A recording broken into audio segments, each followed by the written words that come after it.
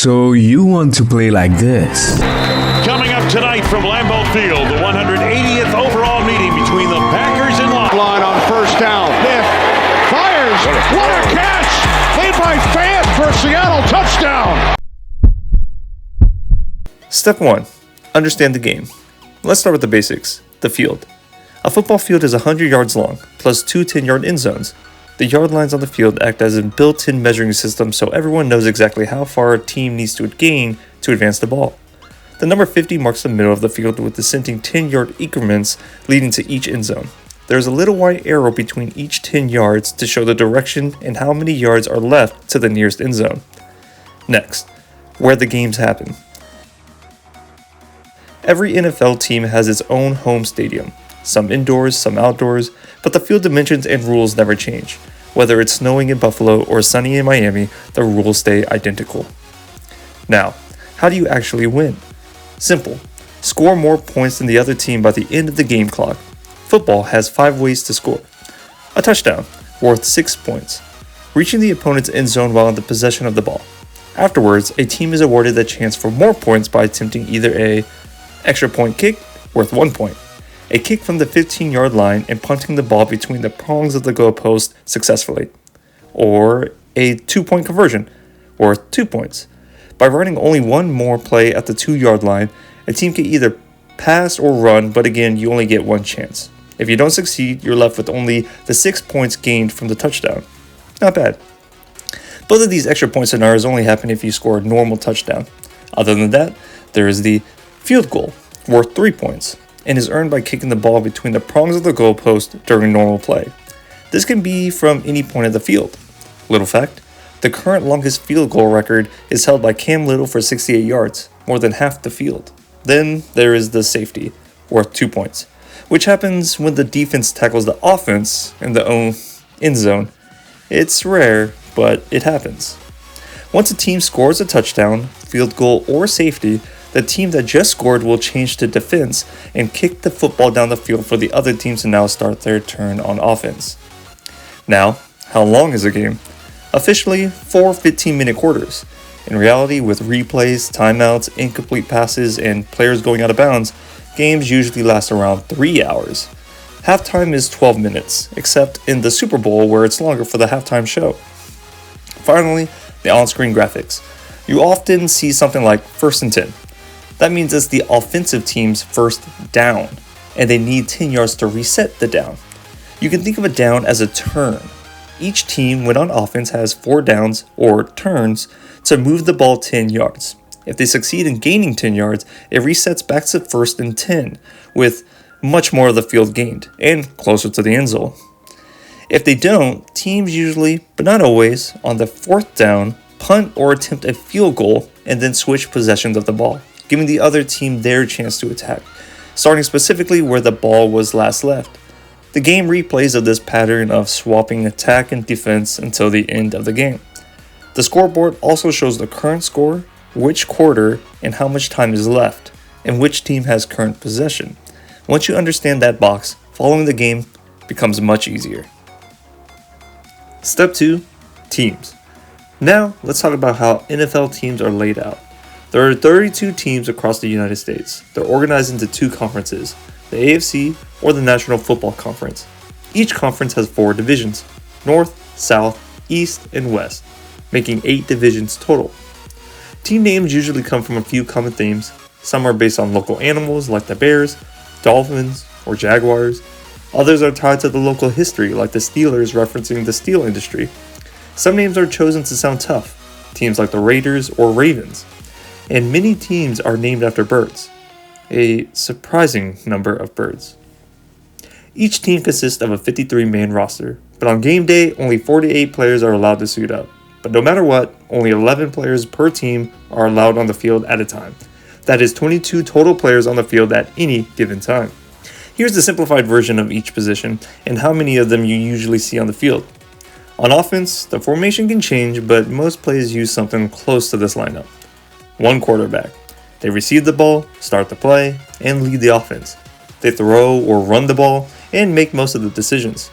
5 offensive linemen. This never changes. They protect the quarterback, create a pocket for him, or open running lanes. 1 to 2 running backs. Usually only one, but sometimes two. They sit near or behind the quarterback. These guys run the ball.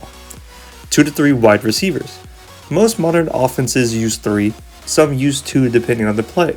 These guys are placed far across the starting line and run preset routes and catch the balls. 1 to 2 tight ends. 1 is typical, but sometimes 2 are used, and sit on the end of the offensive line. These guys can run, catch, and block. They really do it all. Located on the end of the O-line. That adds up to 11, and the only pieces that really shift are how many wide receivers, tight ends, or running backs are on the field at once. On defense, players are grouped by how close they line up to the ball and what their main job is. There are 3 main groups: linemen, linebackers, and defensive backs. 3 to 4 linemen. They line up right in the front, face to face with the offensive line. Their job is to disrupt the play immediately, stop runs at the line, and pressure the quarterback. 2 to 3 linebackers. They line up a few yards behind the linemen. They're the middle layer of the defense. Linebackers help stop the run or cover short passes and react to whatever the offense is doing. Think of them like the glue of the defense. They're the most versatile of the defenders. And 4 to 6 defensive backs. These are the players who cover the receivers and defend the deeper parts of the field. They're the fastest players on defense. Teams adjust how many linebackers and defensive backs they use depending on the play, but this is a standard formation. It gives them a mix of defense against short-range runs and long-range passes. Then lastly, the special teams.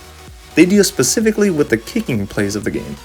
Each team out of the 53 players typically have 1 dedicated kicker, 1 punter, and 1 long snapper, with typically no backups for these roles as they can be swapped out with other active players. And then returners, who are the players who catch kickoffs or punts and try to gain yards or even score a possible touchdown on the run back. Step 3. The season. The season always kicks off in September, the first Thursday after Labor Day, so if you always want to remember when the season begins, just know it's the same week as Labor Day Monday. The regular season lasts for 18 weeks with an additional 4 weeks that will cover the playoffs and ending with the Super Bowl. This lands us in early February for the full NFL season. That's the full journey from week 1 all the way to the Super Bowl. A football week always runs the same way. Starts on Thursday and ends on Monday.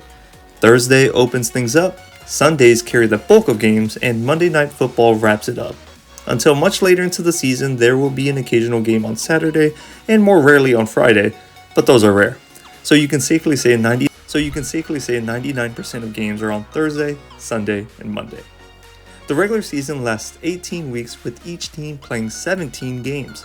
This number has increased over the years. As of 2021, the regular season is now 18 weeks long. So at the end of the regular season, every team will have a 17-game record.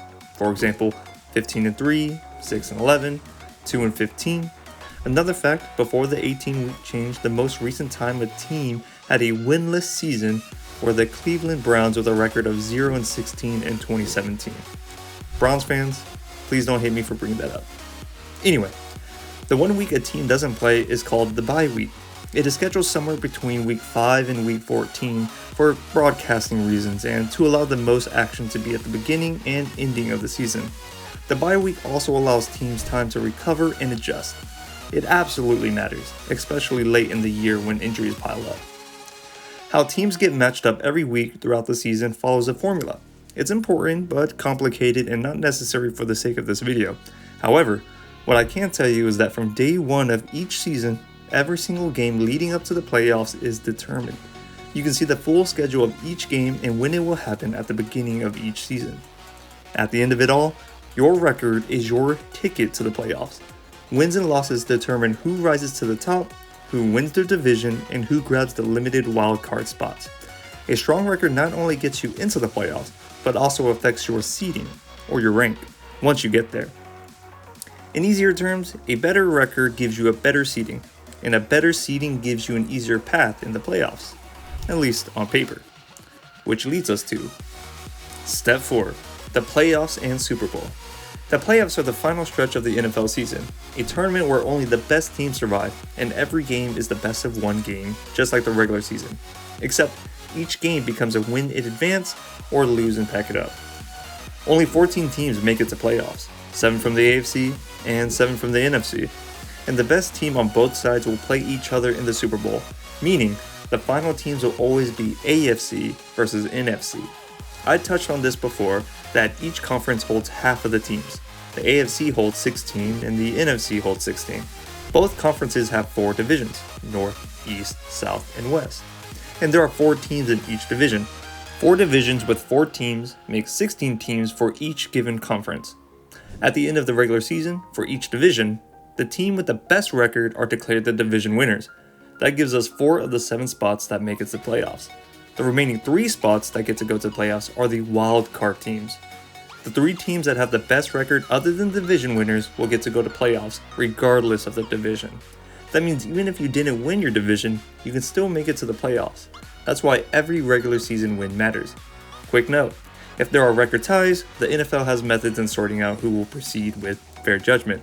Things like head-to-head results, divisional records, and common opponents to decide who ranks higher. Matchups, or which team goes against which team, is decided by the seeding, given from the regular season record. The team with the best record is rank or seed number 1, and the worst record is seed number 7. The seed matchups go like this: seed 2 versus seed 7, seed 3 versus seed 6, seed 4 versus seed 5. That means the better your record, the easier your opponent should be. The number 1 seed gets an extreme advantage. They get a first round bye, meaning they skip the opening week with an automatic pass. While all the other teams are playing to win, the first seed gets by with an extra week of rest. Winners advance, and each round matches are set again so that the highest seed always faces the lowest. Other advantages of the higher seed is they host the playoff games at the home field and they face supposedly weaker opponents. Lower seeds have to travel, deal with hostile crowds, and hit tougher matchups early on. After 3 grueling weeks of knockouts from both sides, the best of the best team of the respective conference has to offer meet each other to truly decide who stands on top. As for the special rules of the playoffs and Super Bowl, the biggest one shows up in overtime. In the regular season, the game ends immediately when either team scores once. In the playoffs, both teams are guaranteed a chance to have the ball.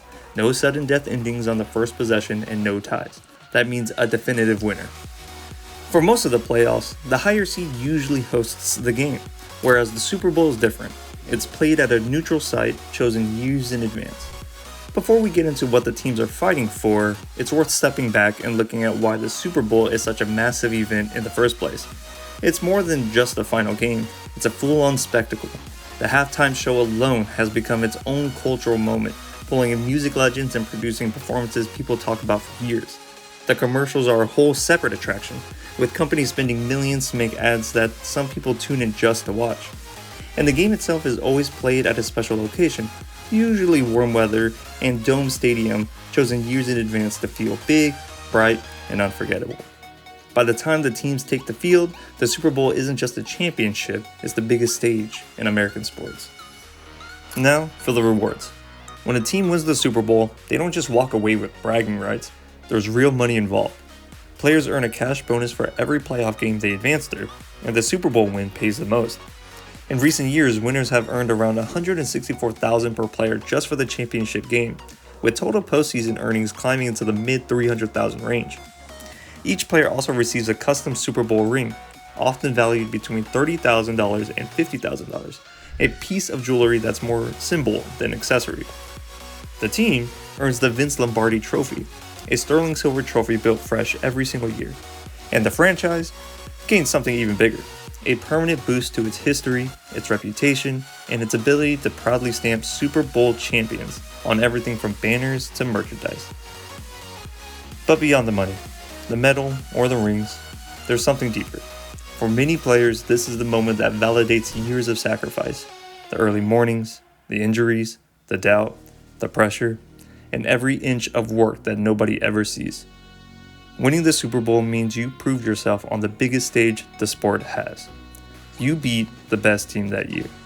And for most of them, that feeling is worth more than anything the league could ever pay. Before we close, a little something I want to mention about the game. Football has been the biggest American sport for over 50 years. Because there are so many games being played, it's easy to forget that these are real people. They have families, friends, and went to school. It has been years of training, practice, and a brutal draft process just to get here. While the spectacle is huge, every fan hopes each game ends without serious injury.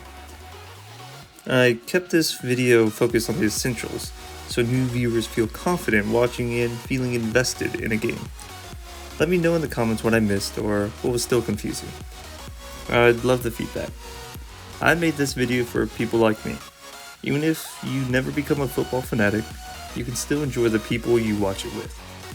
If you like the video, do consider giving it a like and subscribing to the channel. My goal is simple: explain football for the rest of us. Thanks for watching.